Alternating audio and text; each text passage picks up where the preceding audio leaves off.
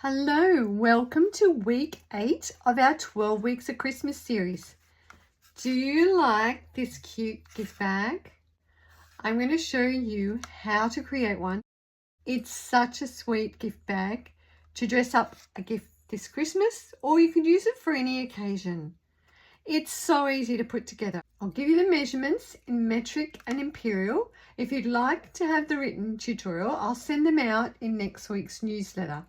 I usually send out a free project tutorial each week to help inspire your creating. So you can check that out on my blog or on the comments on YouTube. So let's get started. So what you will need is a piece of pretty pattern paper, designer series paper, whatever you choose to use. This is a 12 by 12 sheet. I've cut it into thirds. So the measurements are 10 centimeters, and you've got your length of your 12 by 12. That's 30.5 centimeters in metric, or in inches, that's 4 inches by your 12 inches. You're going to score that. So using your paper trimmer, you'll want to score this. We'll just slide it down a little so you can see that properly. You're going to score that at 13.2 centimeters or 5 inches and slide it along. We'll open the arm out so you can see a bit better. That will be 17.2 centimeters or 7 inches. Now, to make the fold over parts at the top, you're going to score that at 2 centimeters from each end, or 3/4 of an inch.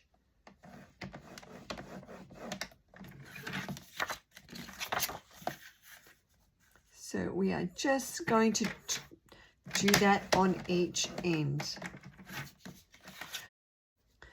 You'll also need 2 pieces of coordinating cardstock, just something that matches your pretty paper.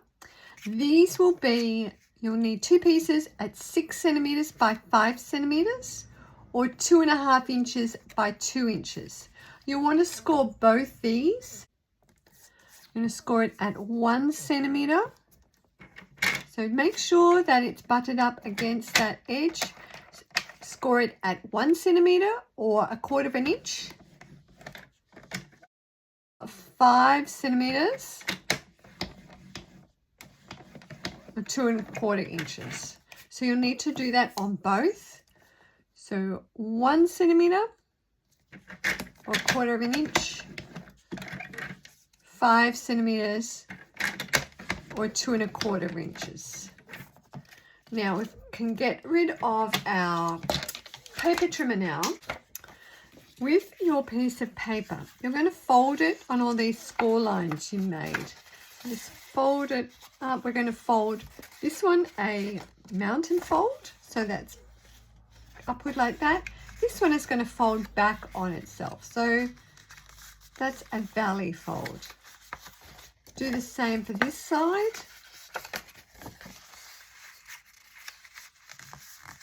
You can press down those folds to crisp them up.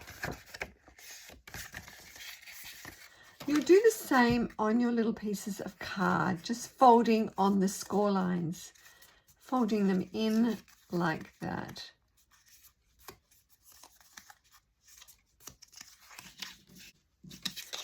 Now when I put these little pieces inside, you can just stick them how you want, but I think it's good to just make a mark in pencil. Just mark where you have made that score line. It's a bit hard to see when you've got a dark colored paper, but just make a mark in pencil at 2 centimeters or 3/4 inch, just up from the bottom of that score line.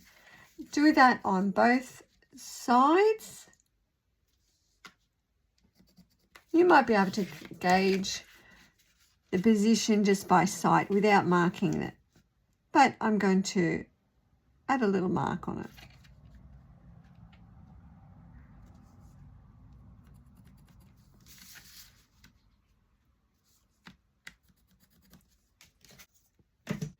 So with these pieces, what we want to do is grab some tape. You could use the liquid glue, it just may not be strong enough. So grab some tape, add some on each tab.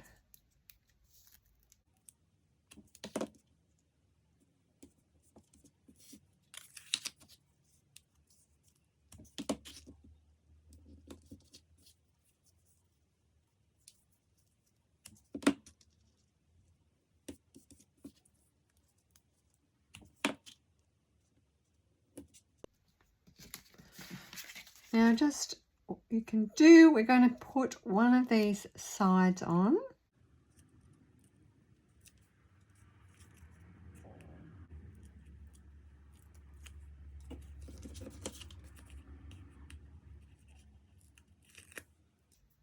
Just removing the tape on one side first, and what you want to do is line up where you've got that pencil mark and place the tab on the edge of that and line it along the edge of your piece of paper.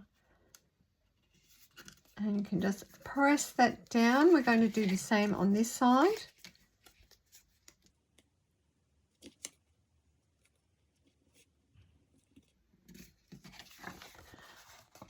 So we have that positioned. Then you can take your tape off now on your other tab.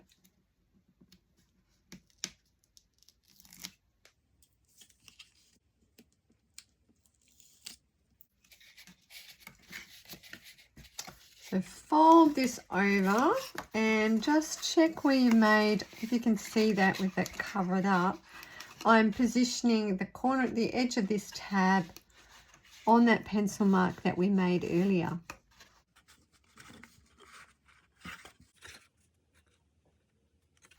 Once again, just doing what we did last time. You might not be able to see this. It's a bit hard when I'm covering it up with the paper. We're just forming a box shape. So you'll do that the same on this side. Line it up with the pencil mark. And just making sure that the edge of your card is on the edge, runs along the paper. There you have the sides. When you feel you want to put your treat inside, just make sure it's in a bag. If it's some chocolates or candy or lollies, just have it in a bag, because otherwise it's going to fall through that side. But it just creates a different side effect on the bag.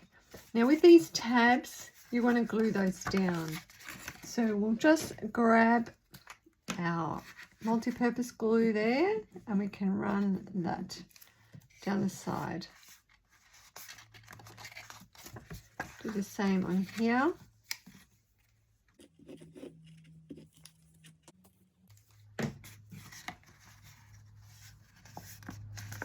Give those a good press down so they stick together.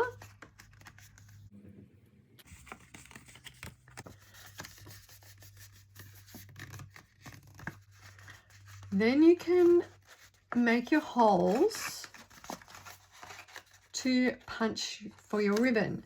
So what I'm doing is I'm actually going to mark this as well, because I don't trust myself making an even holes. Now if you want 2 holes in, you're just going to mark that across, once again in pencil, and I'm going to mark it at 3.5 centimeters in from each side. So we're just going to make a mark here. So it's 3.5 centimeters or 1 3/8 of an inch.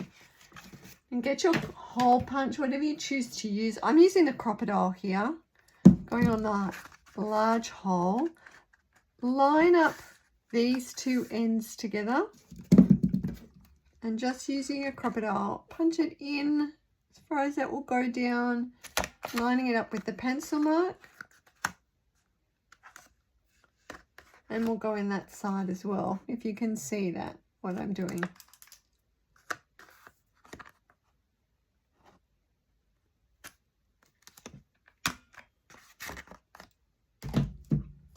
So I'm going to use the cherry cobbler and gold. It's so beautiful.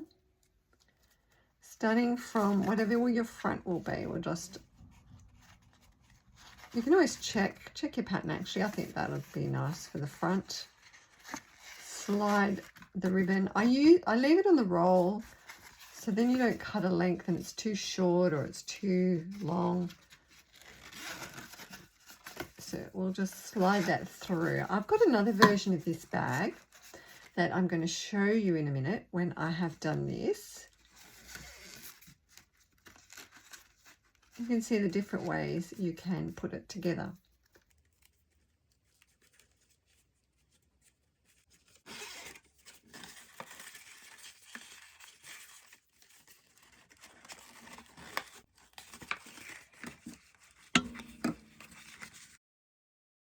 We'll tie this up.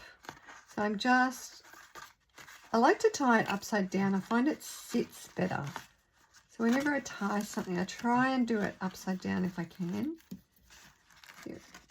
Just tie it in a bow. So to do that, I've tied it together and then I'm doing my bunny ears, which is the way I always tie a bow. You may have a different way, but I find this so much easier. Give yourself a good amount of length and do your 2 loops. Tuck 1 loop in that little circle shape you've made and pull it. And then you can just adjust your lengths how you want so it'll sit nicely. If you're not happy with it, just undo it and tie it again. So we're just going to slide that through. I'll just trim that off.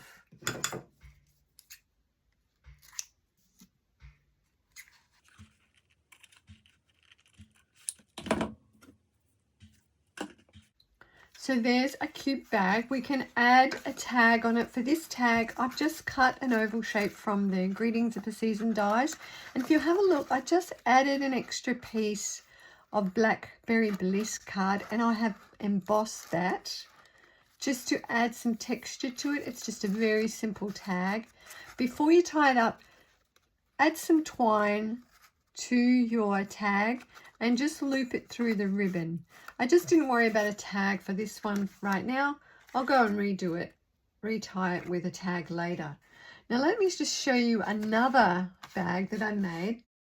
Same idea, we've got the card sides and of course you can position these sides anywhere you want to. I made this one a little bit larger. This was the first one I made, but I just shortened it. I think it sits a bit better than if you're having it so large.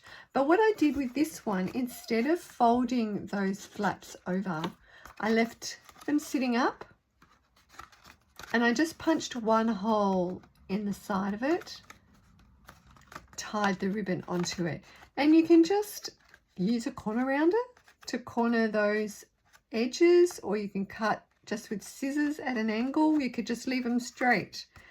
But there's another version of the bag. So what do you think? Give it a like or a thumbs up. If you're watching on YouTube, be sure to subscribe so you'll catch all the later projects that I'm making, and you can watch all the past projects I've been sharing with our 12 weeks of Christmas series. I'll add them in a playlist shortly so you'll be able to go back to them. So I hope you enjoy it and happy creating. I will catch you again very soon. Bye.